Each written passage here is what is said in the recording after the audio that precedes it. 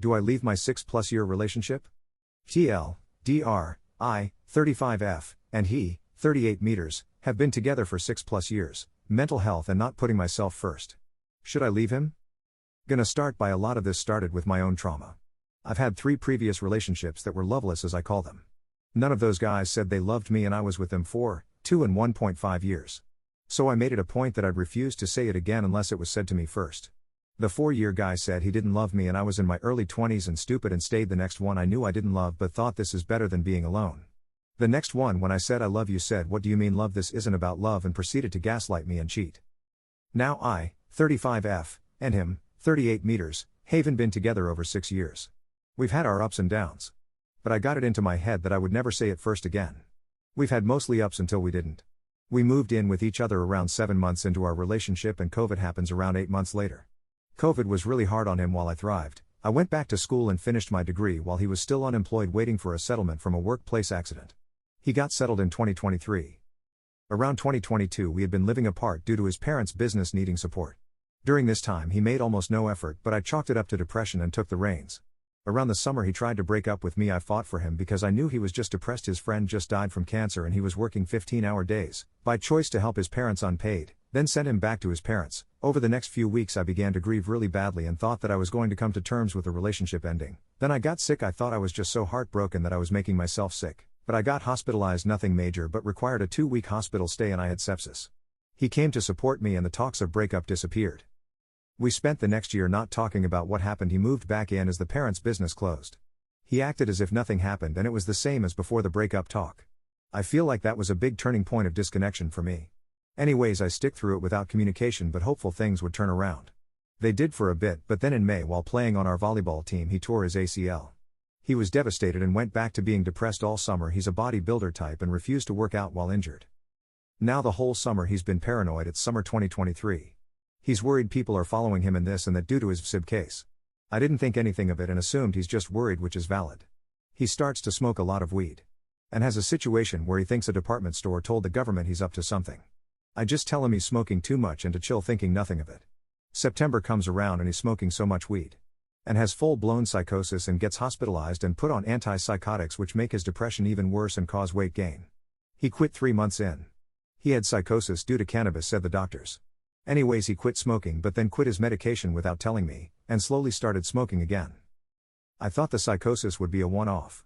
Anyways, things are fine, and in 2024 around May he gets the first real job he's had in our whole relationship. Mind you, we're together 5 years at this point and I've been paying 80% of our bills.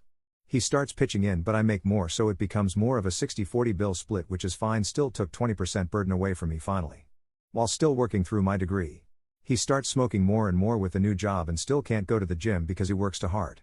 6 months later goes into full psychosis, and this time thinks his employer is drugging him because he feels like shit. He wasn't eating properly, saying I'm hiding knives and questioning where I'm going. I try to get him help quickly, but his family brushes it off and says it'll pass. Odd. Anyways, Christmas comes and it becomes a whole ordeal because apparently I left a door unlocked for bad guys to come poison our food. He thinks smoke alarms or surveillance, etc., whole 9 yard. I stay with my parents over New Year while he stays at our place and goes to work. I get a call on New Year's Eve. His employer called an ambulance cause he collapsed. I rush home in a snowstorm to find him freaking out and paranoid. Doctor said it's the flu. All the same time he's accusing them of switching his pee with someone else's and this and that. His parents take him home and he stays with them for 6 weeks and ghosts his job. Obviously gets fired. Hess not on meds anymore. They decide to take him to Mexico for a week to visit his sister who lives there, which is odd to do and I was pissed about. I hate how his family handled it. Like they had no thought about how I'm paying our bills or anything, cause I started and still am 6 months later paying 90%. Fine, I'm being selfish, he was sick and needed help. But when I was sick my parents made sure my rent and stuff was paid and that I got short-term disability and all this. His parents didn't do this. They said, oh, he's fine, he can stay as long as he likes.